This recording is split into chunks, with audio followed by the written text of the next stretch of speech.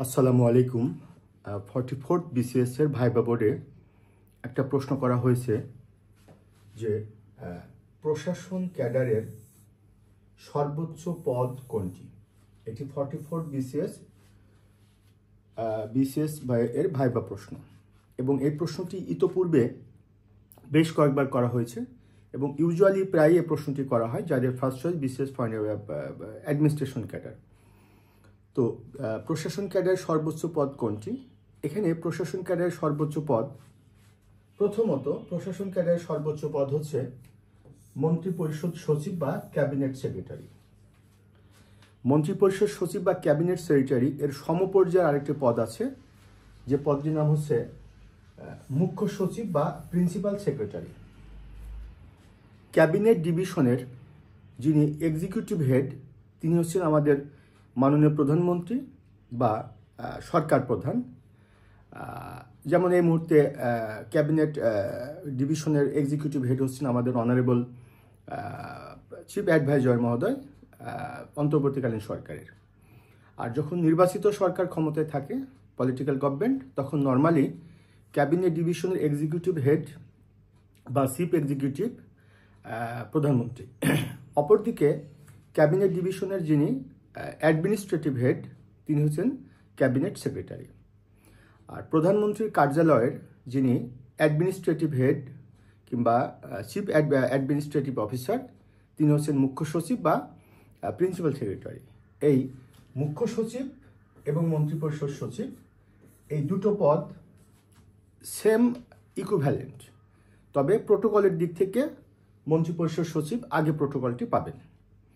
যেহেতু মন্ত্রিপরিষদ সচিব এবং মুখ্য সচিব দুজনেই সেম প্রোটোকল পাবেন, দুজনেই সেম পদমর্যাদা, তবে প্রোটোকলের দিক থেকে আগে পাবেন মন্ত্রিপরিষদ সচিব।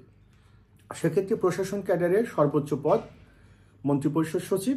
এরপর যদি ভাইবা বোর্ড জিজ্ঞাসা করে মন্ত্রিপরিষদ সচিবের সমপর্যায়ের পদ আর কোনটি, মন্ত্রিপরিষদ সচিবের সমপর্যায়ের পদ হচ্ছে মাননীয় প্রধানমন্ত্রীর কার্যালয়ের যিনি মুখ্য সচিব। এই মুখ্য সচিব হচ্ছে মন্ত্রিপরিষদ সমপর্যায়ের একটি পদ। যদি জিজ্ঞাসা করে আর কোনো পদ আছে কিনা, আছে।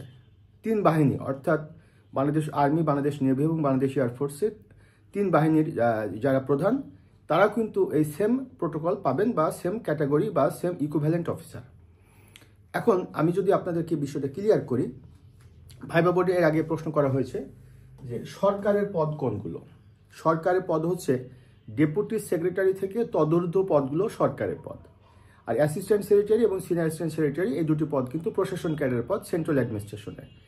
আর ফিল্ড অ্যাডমিনিস্ট্রেশনে assistant commissioner, senior assistant commissioner, senior assistant commissioner that means you know ADC, এরপরে ডেপুটি কমিশনার, এরপরে অ্যাডিশনাল ডিভিশনাল কমিশনার এবং ডিভিশনাল কমিশনার, এই পদগুলো কিন্তু ফিল্ড অ্যাডমিনিস্ট্রেশনে প্রশাসন ক্যাডারের পদ।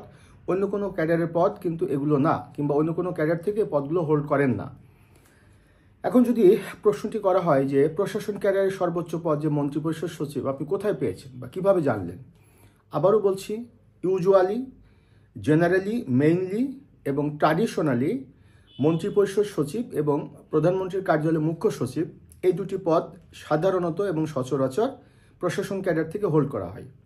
এই কারণে সচিব বা সিনিয়র সচিব এই পদটি প্রশাসন ক্যাডার ছাড়াও কিন্তু অন্য ক্যাডার থেকেও হতে পারে, কিন্তু মন্ত্রিপরিষদ সচিব এবং মুখ্য সচিব এই দুটি পদ কিন্তু শুধু প্রশাসন ক্যাডার থেকে আসে। আমি আবারও বলছি, বর্তমানে যে ট্র্যাডিশন সেই ট্র্যাডিশন অনুযায়ী 75% সেক্রেটারি প্রশাসন ক্যাডার থেকে আসে, 25% সেক্রেটারি অন্য জায়গা থেকে আসে, অন্য ক্যাডার থেকে আসে।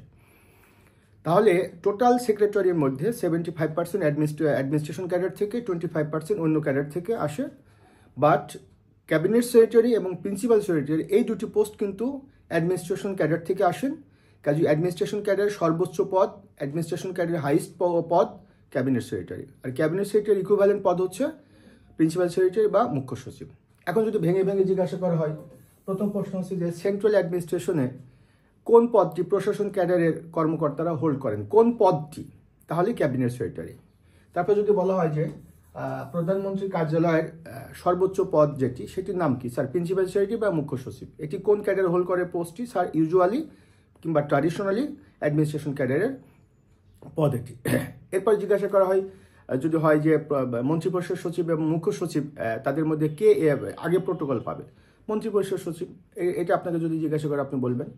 এরপর যদি জিজ্ঞাসা করে সরকারি পদ কোনগুলো সেন্ট্রাল অ্যাডমিনিস্ট্রেশনে, স্যার ডেপুটি সেক্রেটারি থেকে সেক্রেটারি পর্যন্ত। তারপর যদি বলে প্রশাসন ক্যাডার পদ কোনগুলো, স্যার সিনিয়র অ্যাসিস্ট্যান্ট সেক্রেটারি এবং অ্যাসিস্ট্যান্ট সেক্রেটারি।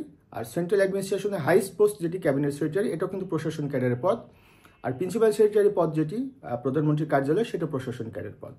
এরপর যদি বলে লোকাল অ্যাডমিনিস্ট্রেশন বা ফিল্ড অ্যাডমিনিস্ট্রেশনের যে পদগুলো, এটি কোন ক্যাডার হোল্ড করে, স্যার এটি অ্যাডমিনিস্ট্রেশন ক্যাডারের পদ, এবং এগুলো অ্যাডমিনিস্ট্রেশন ক্যাডার, স্যার অন্য কোনো ক্যাডার কর্মকর্তা এই পদগুলো হোল্ড করে না। তারপর যদি জিজ্ঞাসা করে তাহলে আপনি লোকাল অ্যাডমিনিস্ট্রেশন বা ফিল্ড অ্যাডমিনিস্ট্রেশনের পদগুলো বলেন, তো স্যার অ্যাসিস্ট্যান্ট কমিশনার থেকে ডিভিশনাল কমিশনার পর্যন্ত। এবার যদি বলা হয় পদগুলো বলেন, তাহলে assistant secretary, assistant commissioner, senior assistant commissioner পদগুলো কী কী, স্যার ইউএনও এবং এডিসি। এরপরে কি ডেপুটি সেক্রেটারি, ডেপুটি কমিশনার, এরপরে কি অ্যাডিশনাল ডিভিশনাল কমিশনার, এরপর ডিভিশনাল কমিশনার। তো এই বিষয়গুলো সম্পর্কে টু দ্য পয়েন্টে আপনাকে ডিটেল জেনে ভাইবা বোর্ড ফেস করতে হবে। আর বোর্ডে আনসারগুলো দেওয়ার সময় আপনাকে অবশ্যই সাবমিসিভ কিংবা অত্যন্ত পোলাইটলি আপনাকে হামলি আনসারগুলো দিতে হবে, কেননা যারা আপনাকে প্রশ্নগুলো করছেন তারা কিন্তু আপনার চেয়ে অনেক বেশি জানেন এবং তারা প্র্যাকটিক্যালি কিন্তু এই কাজগুলো তারা করেছেন ফিল্ড অ্যাডমিনিস্ট্রেশনে, সেন্ট্রাল অ্যাডমিনিস্ট্রেশনে। বাট আপনার বলার সময় আপনার অ্যাপ্রোচটা হবে যে স্যার সোফার I have been informed but সোফার আই নো দিস আনসার, অর্থাৎ আমি স্যার যেটা জেনেছি, আমার যেটা জানা আছে, আনসারটি এটি। কিন্তু আপনি যদি অত্যন্ত অ্যারোগেন্টলি যদি বলেন যে স্যার আমি সব জানি বা স্যার ব্যাপারটা এটাই হবে, তাহলে আলটিমেটলি ভাইবা বোর্ড আপনার প্রতি কিন্তু আনুকূল্য দেখাবেন না। অর্থাৎ আপনি আনসারটি নাও জানতে পারেন, আমি যে এত ডিটেল আপনাকে বললাম, এত আনসার আপনি নাও জানতে পারেন, এটা আপনার অপরাধ না। বাট আপনি আনসারটি না জানতে পেরে আপনি দুঃখ প্রকাশ করছেন না, বরঞ্চ লজ্জা প্রকাশ, মানে আপনি লজ্জিত হচ্ছেন না, আপনি সরি বলছেন না, এটা তো এক ধরনের বেয়াদবি। আবার আপনি আনসারটা জানার পরেও যদি আপনি যদি আমি বলি যে এটা আপনি অত্যন্ত অহংকারী হয়ে আপনি আনসারটা দিচ্ছেন, এটাও কিন্তু খারাপ। অর্থাৎ ভাইবা বোর্ড আলটিমেটলি আপনার আনসারটা চান না, আনসারটা কোন ওয়েতে আপনি ডেলিভারি দিচ্ছেন, কিভাবে তাদেরকে অ্যাড্রেস করছেন, কিভাবে আপনার এক্সপ্রেশনটি হচ্ছে, এটা কিন্তু important. I think I have been able to make you understand. কাজে আপনাদেরকে আমি এতটুকুই বলবো, আমার যারা ভাইবার স্টুডেন্ট তাদেরকেও এই বিষয়গুলো শিখিয়ে থাকি, তাদেরকে এটাই বোঝাই যে দেখো তোমরা অনেকেই কোয়ালিফাইড ছেলে মেয়ে, বাট ভাইবা বোর্ডে তুমি অনেক কোয়ালিফাইড, এটা তো আলটিমেটলি প্রুভেন, তুমি প্রিলি টেস্টে পাস করছো, রিটেন টেস্টে পাস করছো, বাট ভাইবা বোর্ড যখন তুমি ফেস করবা তখন you are going to be a civil servant of Bangladesh. That is why তোমাকে এটা বোঝাতে হবে, প্রমাণ করতে হবে যে স্যার আমি যেমন তথ্যটি জানি, তেমনি এই তথ্যটি জানানোর ক্ষেত্রে আমি অত্যন্ত হাম্বল এবং পোলাইট এবং জেন্টল। তো আশা করছি প্রত্যেকে আমি বোঝাতে পারছি। সবার জন্য শুভকামনা। আসসালামু আলাইকুম।